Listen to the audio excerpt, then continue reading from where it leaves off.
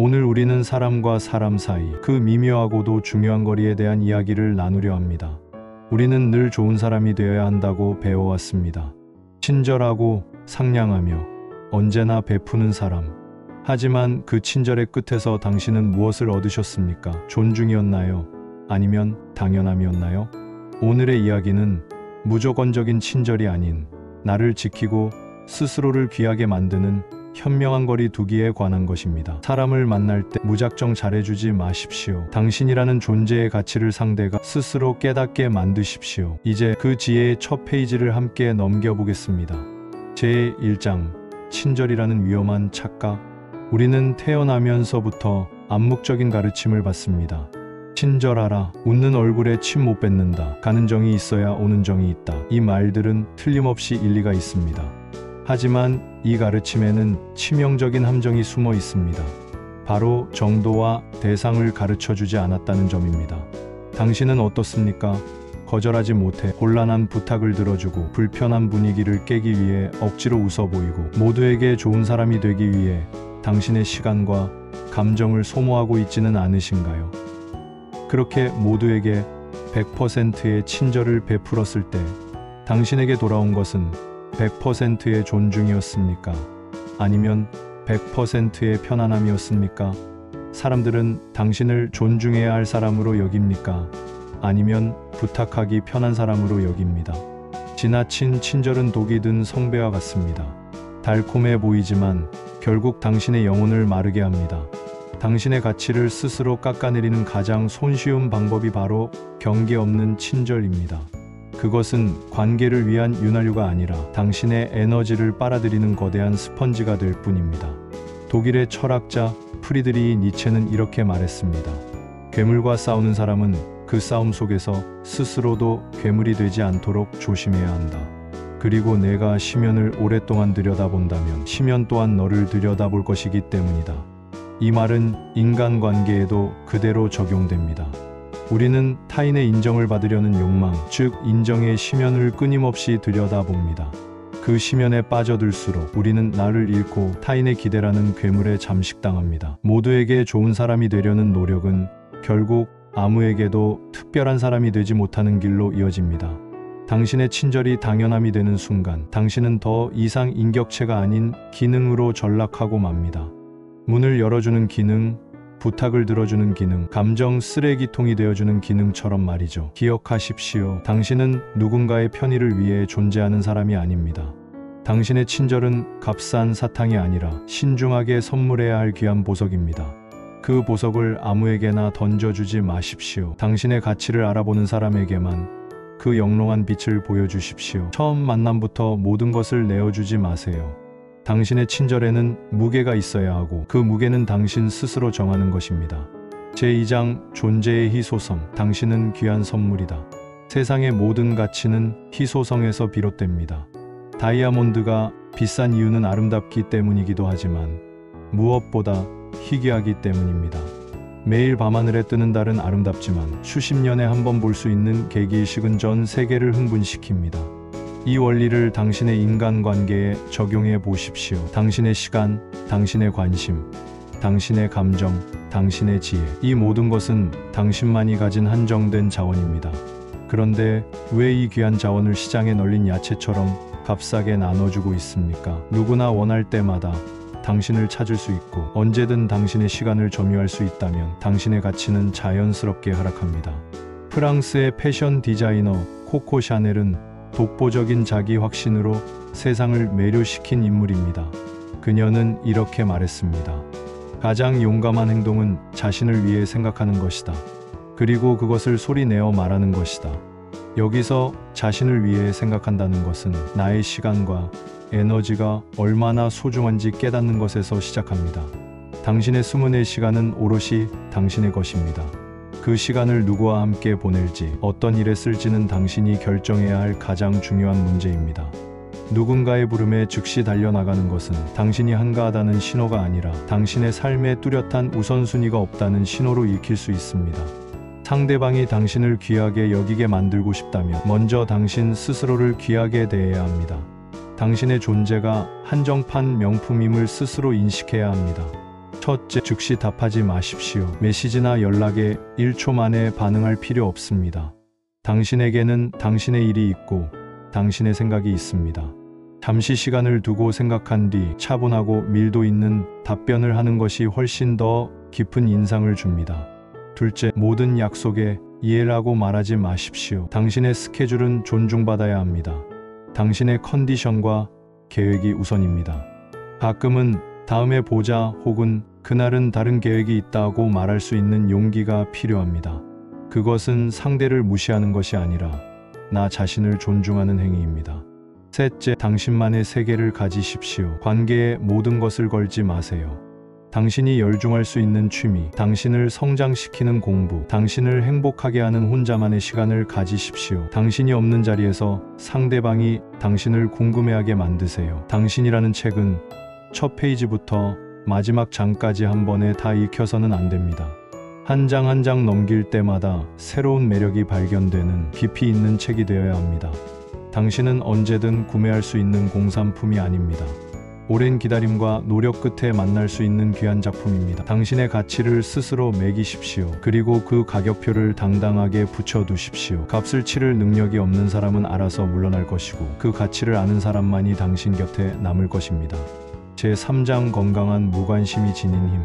무관심이라는 단어는 종종 차갑고 이기적인 태도로 오해받습니다.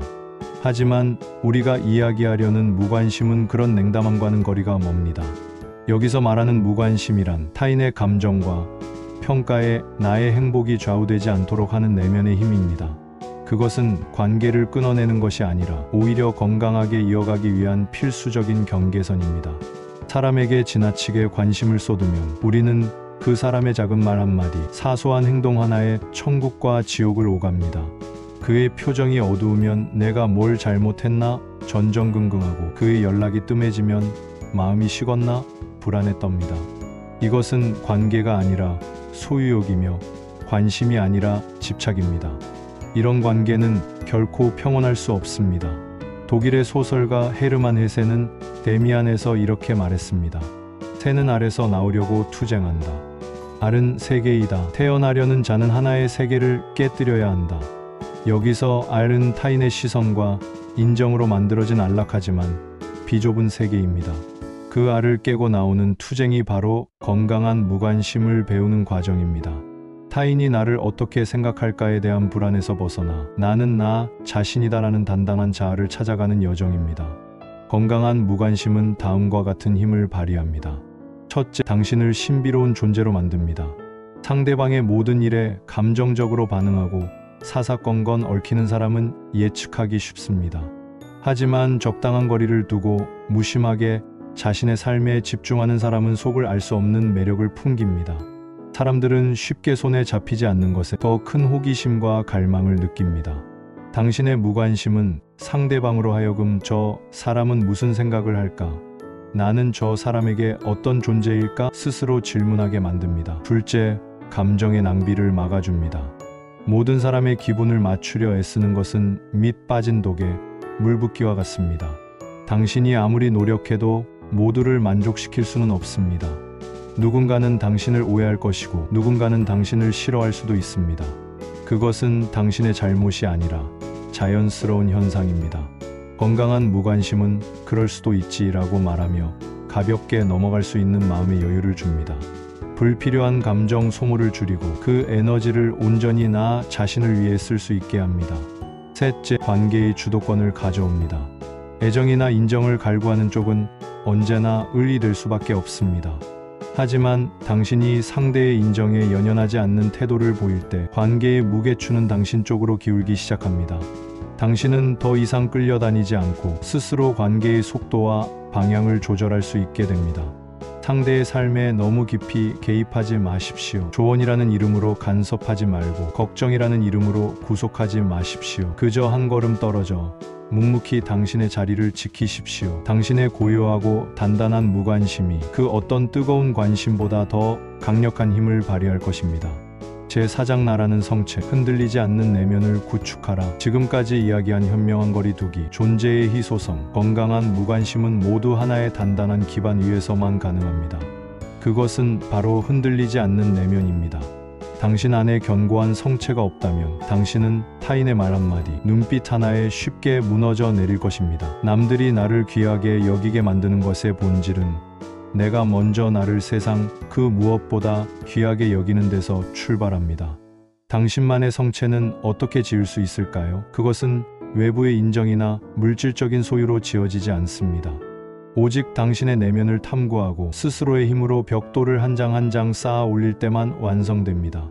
로마 제국의 가장 현명한 황제로 꼽히는 마르쿠스 아우렐리우스는 평생에 걸쳐 자신을 성찰하는 글을 남겼습니다. 그는 명상록에서 이렇게 말합니다. 사람들은 시골이나 해변, 산에서 자신만의 피난처를 찾으려 애쓴다. 하지만 가장 완벽한 피난처는 바로 자기 자신의 내면이다. 당신의 내면이 당신의 가장 안전한 피난처이자 가장 견고한 성체가 되어야 합니다. 이 성체를 짓는 몇 가지 방법을 제안합니다. 첫째, 당신만의 원칙을 세우십시오. 이것은 타협할 수 없는 당신 삶의 헌법입니다. 예를 들어, 나는 거짓말하는 사람과는 깊은 관계를 맺지 않는다. 나의 휴식 시간은 누구도 침범할 수 없다. 나는 나의 신념에 반하는 일은 하지 않는다와 같은 것들입니다. 이 원칙이 명확할수록 당신은 관계 속에서 길을 잃지 않습니다. 다른 사람의 요구가 당신의 원칙과 부딪힐 때 당신은 망설임 없이 당신의 길을 선택할 수 있습니다. 둘째, 지식과 지혜로 성벽을 높이십시오. 끊임없이 배우고 사유하십시오. 책을 읽고 새로운 기술을 배우고 깊이 있는 대화를 나누십시오. 당신의 머릿속이 풍부한 지식과 깊은 지혜로 채워질수록 당신은 타인의 얕은 평가에 상처받지 않습니다. 당신의 가치는 누군가의 인정이 아니라 당신 스스로 쌓아 올린 지성의 높이로 증명됩니다. 지적인 사람은 함부로 대하기 어려운 아우라를 풍깁니다. 셋째, 고독을 즐기는 법을 배우십시오. 혼자 있는 시간을 두려워하지 마십시오. 고독은 외로움이 아니라 온전히 나 자신과 만나는 신성한 시간입니다. 혼자서 영화를 보고 산책을 하고 맛있는 음식을 먹고 여행을 떠나보십시오. 혼자서도 충분히 행복하고 충만할 수 있을 때 당신은 타인에게 기생하는 관계를 맺지 않게 됩니다. 누군가가 있어야만 행복한 사람은 그 누군가에게 평생을 휘둘리게 됩니다. 넷째, 당신의 몸을 아끼고 돌보십시오. 당신의 육체는 당신 영혼이 사는 집입니다. 잘 먹고 잘 자고 꾸준히 운동하십시오. 건강한 신체에서 건강한 정신이 나옵니다. 스스로를 함부로 대하는 사람, 자신의 몸을 돌보지 않는 사람은 타인에게도 존중받기 어렵습니다. 당신의 몸을 귀하게 여기는 태도 자체가 타인에게 보내는 강력한 메시지입니다. 당신 안에 누구도 무너뜨릴 수 없는 성체를 세우십시오. 그 성 안에서 당신은 비로소 평화로워질 것이며 세상의 어떤 폭풍우에도 흔들리지 않는 존재가 될 것입니다. 사람들은 그 견고하고 아름다운 성을 동경하며 당신을 함부로 대할 수 없는 귀한 존재로 여기게 될 것입니다. 제5장 침묵의 언어, 말보다 강한 메시지. 인간관계에서 우리는 종종 너무 많은 말을 합니다. 어색한 분위기를 채우기 위해, 나를 더 잘 보여주기 위해, 상대의 마음을 얻기 위해 쉴 새 없이 떠듭니다. 하지만 진정한 고수들은 말의 공백, 즉 침묵을 사용할 줄 압니다. 침묵은 단순히 말이 없는 상태가 아닙니다. 그것은 그 어떤 웅변보다 강력한 메시지를 전달하는 전략적인 언어입니다. 말이 많은 사람은 가벼워 보이기 쉽습니다. 자신의 모든 생각을 필터 없이 쏟아내는 사람은 속이 훤히 들여다보여 신비감이 사라집니다. 반면 필요한 순간에만 입을 열고 깊이 있는 침묵을 지킬 줄 아는 사람은 무게감과 신뢰감을 줍니다. 중국 고대 철학자 노자는 도덕경에서 말의 과잉을 경계하며 이렇게 말했습니다. 많이 아는 자는 떠벌리지 아니하며 떠벌리는 자는 많이 알지 못한다. 지자불언 언자부지. 이 지혜를 관계에 적용해 봅시다. 적절한 침묵은 당신을 어떻게 더 가치 있는 존재로 만들까요? 첫째, 침묵은 당신을 관찰자로 만듭니다. 당신이 말을 멈추고 귀를 열 때 비로소 상대방의 진짜 모습이 보이기 시작합니다. 사람들은 침묵의 공백을 견디지 못하고 스스로를 드러내기 마련입니다. 그들의 말, 표정, 몸짓을 통해 당신은 더 많은 정보를 얻을 수 있습니다. 말하는 사람은 정보를 소비하지만 듣는 사람은 정보를 수집합니다. 관계의 초반, 섣불리 나를 드러내기보다 침묵 속에서 상대를 깊이 관찰하는 것이 현명합니다. 둘째, 침묵은 당신의 말에 무게를 더합니다. 평소에는 과묵하지만 결정적인 순간에 한마디를 던지는 사람의 말은 힘이 있습니다. 모두가 그 말에 귀를 기울입니다. 매일 쏟아내는 10마디의 가벼운 말보다 일주일에 한 번 하는 한마디의 신중한 말이 더 큰 영향력을 가집니다. 당신의 의견을 보석처럼 아끼십시오. 꼭 필요할 때만 꺼내어 그 가치를 증명하십시오. 셋째, 침묵은 감정적인 다툼을 막는 방패입니다. 상대가 비난이나 불평을 쏟아낼 때 즉각적으로 반박하거나 변명하는 것은 불에 기름을 붓는 격입니다. 그럴 때 잠시 입을 다물고 상대를 바라보십시오. 당신의 침묵은 나는 당신의 감정적인 파도에 휩쓸리지 않겠다는 단호한 선언입니다. 감정이 격해진 상태에서는 어떤 논리적인 대화도 불가능합니다. 당신의 침묵이 폭풍우를 지나가게 하는 시간을 벌어줄 것입니다. 폭풍이 잦아든 후에야 비로소 이성적인 대화가 가능해집니다. 물론 침묵이 항상 정답은 아닙니다. 오해를 풀어야 할 때, 마음을 표현해야 할 때는 용기 있게 말해야 합니다.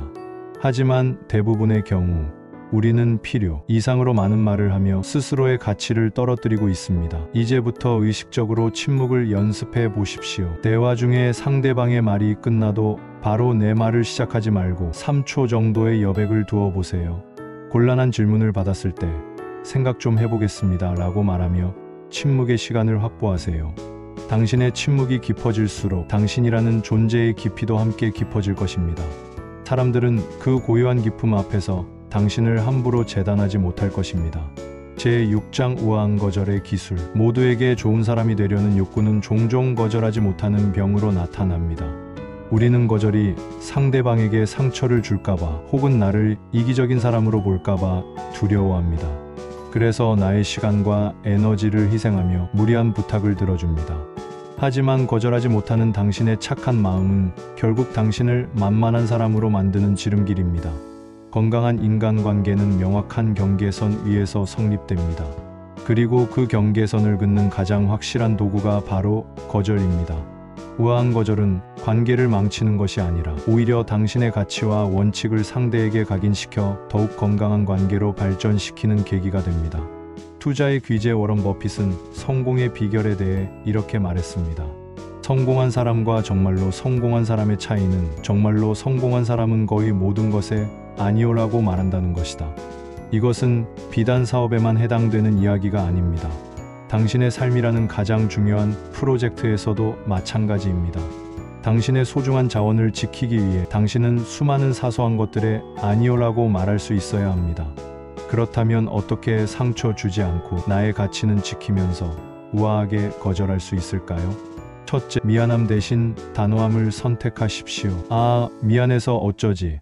제가 시간이 될지 모르겠는데. 와 같이 우물쭈물하는 태도는 상대에게 조금만 더 조르면 들어주겠구나 하는 잘못된 희망을 줍니다. 당신의 입장은 명확하고 간결해야 합니다. 미안하지만 그건 좀 어렵겠네요. 라고 분명히 말하십시오. 당신의 표정과 말투에 미안함이 아닌 확신을 담으세요. 둘째, 이유를 길게 설명하지 마십시오. 거절에 구차한 변명을 늘어놓는 것은 당신이 상대의 허락을 구하고 있다는 인상을 줍니다. 그날은 선약이 있어서요. 지금 진행하는 프로젝트 때문에 여유가 없습니다. 와 같이 간단하고 사실적인 이유 하나면 충분합니다. 당신의 모든 사생활을 보고할 의무는 없습니다. 당신의 거절은 그 자체로 존중받아야 합니다. 셋째, 그녀와 함께 대안을 제시하는 것도 좋은 방법입니다. 이것은 당신이 상대를 무시하는 것이 아니라 단지 그 부탁을 들어줄 수 없을 뿐이라는 뉘앙스를 전달합니다. 예를 들어, 이번 주말에 짐 옮기는 걸 도와주긴 어렵지만 짐 싸는 걸 도와줄 좋은 업체를 알아봐 줄 수는 있어. 와 같은 방식입니다. 이는 관계를 해치지 않으면서도 당신의 경계선을 지키는 현명한 방법입니다. 넷째, 거절 후 죄책감을 느끼지 마십시오. 거절은 당신의 권리입니다. 당신이 거절했다고 해서 상대방이 당신을 떠난다면 그 사람은 애초에 당신의 시간과 에너지를 착취하려 했을 뿐 진정한 관계가 아니었던 것입니다. 건강한 자존감을 가진 사람은 상대의 거절을 개인적인 공격으로 받아들이지 않습니다. 당신의 아니오는 당신의 이해를 더욱 가치 있게 만듭니다. 당신이 지켜낸 시간과 에너지를 당신이 진정으로 이해라고 말하고 싶은 사람, 그리고 그럴 가치가 있는 일에 사용하십시오. 우아한 거절은 당신을 이기적인 사람으로 만드는 것이 아니라 자신의 삶을 주체적으로 경영하는 지혜로운 사람으로 만들어줄 것입니다. 제7장 상호주의의 법칙, 주고받는 관계의 미학. 우리가 지금까지 나눈 이야기들이 당신을 이기적이고 대산적인 사람으로 만들려는 것이라고 오해해서는 안 됩니다. 인간은 사회적 동물이며 우리는 타인과 교류하고 서로 도우며 살아가야 합니다. 핵심은 누구에게 그리고 어떻게 당신의 마음과 자원을 나눌 것인가에 있습니다. 그 황금률은 바로 상호주의의 법칙입니다. 상호주의란 받은 만큼 돌려주고 준 만큼 돌려받는 관계의 균형을 의미합니다. 이것은 100원을 줬으니 정확히 100원을 내놓으라는 식의 삭막한 계산이 아닙니다. 서로의 시간과 감정, 노력을 존중하고 한쪽의 일방적인 희생으로 유지되는 관계를 경계하라는 지혜입니다. 고대 그리스의 철학자 아리스토텔레스는 우정에 대해 깊이 탐구했습니다. 그는 우정을 세 가지, 즉 쾌락의 우정, 이익의 우정, 덕의 우정으로 나누었습니다. 아리스토텔레스에 따르면 쾌락이나 이익에 기반한 관계는 그것들이 사라지면 쉽게 깨진다. 하지만 서로의 좋은 덕을 사랑하고 상대방이 잘 되기를 바라는 덕의 우정이야말로 진실하고 오래 지속되는 관계이다. 이 덕의 우정의 바탕에는 깊은 상호 존중과 균형이 깔려 있습니다. 한쪽은 계속해서 주기만 하고 다른 한쪽은 받기만 한다면 그것은 우정이 아니라 착취입니다. 당신의 관계들을 이 상호주의의 렌즈로 들여다보십시오. 항상 당신이 먼저 당신이 먼저 약속을 잡습니까? 당신이 힘든 일을 털어놓을 때 상대방은 진심으로 귀 기울여줍니까? 아니면 화제를 돌리거나 자기 얘기만 늘어놓습니까? 당신이 무언가 베풀었을 때 상대방도 다른 형태로라도 고마움을 표현하고 보답하려 노력합니까? 상호주의의 원칙을 적용하는 것은 당신의 소중한 에너지를 어디에 투자해야 할지 알려주는 나침반이 됩니다. 첫째, 당신에게 주는 사람에게 더 많이 주십시오. 당신의 가치를 알아보고 당신의 시간에 감사하며 당신의 감정을 존중하는 사람이 있습니다. 그들은 당신이 베푼 작은 친절에도 진심으로 고마워하고 어떻게든 보답하려고 애씁니다. 이런 관계야말로 당신이 시간과 에너지를 아낌없이 쏟아부어야 할 우량주입니다. 이런 관계는 서로에게 힘이 되어주며 함께 성장하는 선순환을 만듭니다. 둘째, 받기만 하는 관계는 과감히 정리하거나 거리를 두십시오. 이들을 감정의 흡혈귀라고 부릅니다. 그들은 당신의 긍정적인 에너지와 시간을 빨아먹고 자신의 배를 채웁니다. 그들에게 당신은 친구가 아니라 편리한 도구일 뿐입니다. 이런 관계에 미련을 갖지 마십시오. 당신이 물을 주지 않으면 그들은 알아서 말라 죽거나 다른 숙주를 찾아 떠날 것입니다. 셋째, 새로운 관계에서는 먼저 작은 것을 주고 상대의 반응을 살피십시오. 이것을 관계의 테스트라고 할 수 있습니다. 당신이 작은 호의를 베풀었을 때 상대가 그것을 당연하게 여기는지 아니면 감사하며 비슷한 수준의 호의로 돌려주려 하는지를 관찰하십시오. 이 작은 반응이 그 사람의 관계 패턴을 보여주는 중요한 단서가 됩니다. 기억하십시오. 건강한 관계는 시소와 같습니다. 어느 한쪽으로 완전히 기울어지지 않고 서로의 무게를 존중하며 즐거운 균형을 이룰 때 가장 아름답습니다. 당신의 친절과 사랑을 그 무게를 감당할 줄 아는 사람과만 나누십시오. 제8장 존중은 얻는 것, 애정은 사는 것이 아니다. 이제 우리의 긴 여정을 마무리할 시간입니다. 오늘 우리는 친절의 함정에서부터 시작하여 희소성의 원칙, 건강한 무관심, 내면의 성체, 침묵의 언어, 우아한 거절, 그리고 상호주의의 법칙에 이르기까지 나를 지키고 귀하게 만드는 다양한 지혜들을 탐험했습니다. 이 모든 이야기의 중심을 관통하는 하나의 진리가 있습니다. 그것은 바로 당신이 당신 자신을 대하는 방식이 세상이 당신을 대하는 방식을 결정한다는 것입니다. 타인의 존중과 사랑을 얻기 위해 밖으로만 향했던 당신의 시선을 이제 안으로 돌리십시오. 당신은 타인의 애정을 돈이나 노력으로 살 수 없습니다. 존중은 구걸에서 얻어지는 것이 아니라 당신의 태도와 행동을 통해 자연스럽게 얻어지는 것입니다. 미국의 위대한 시인이자 작가인 마야 안젤루는 자기 존중에 대해 가슴을 울리는 말을 남겼습니다. 당신 자신 외에는 그 누구도 당신을 자유롭게 해줄 수 없다. 당신의 자존감을 다른 사람의 손에 맡기지 마라. 그것은 당신의 것이다. 당신 혼자서만 지킬 수 있다. 스스로를 귀하게 여긴다는 것은 이기적인 오만함이 아닙니다. 그것은 나라는 존재가 얼마나 소중하고 유일무이한지를 깨닫는 깊은 자기 사랑입니다. 당신은 이 세상에 단 하나뿐인 걸작입니다. 당신의 생각, 당신의 감정, 당신의 시간은 그 무엇과도 바꿀 수 없는 보물입니다. 이제부터 사람을 만날 때 무작정 잘해주려 애쓰지 마십시오. 대신 당신의 가치를 스스로 증명하십시오. 당신의 친절을 아끼십시오. 당신의 시간을 소중히 여기십시오. 타인의 평가에 흔들리지 마십시오.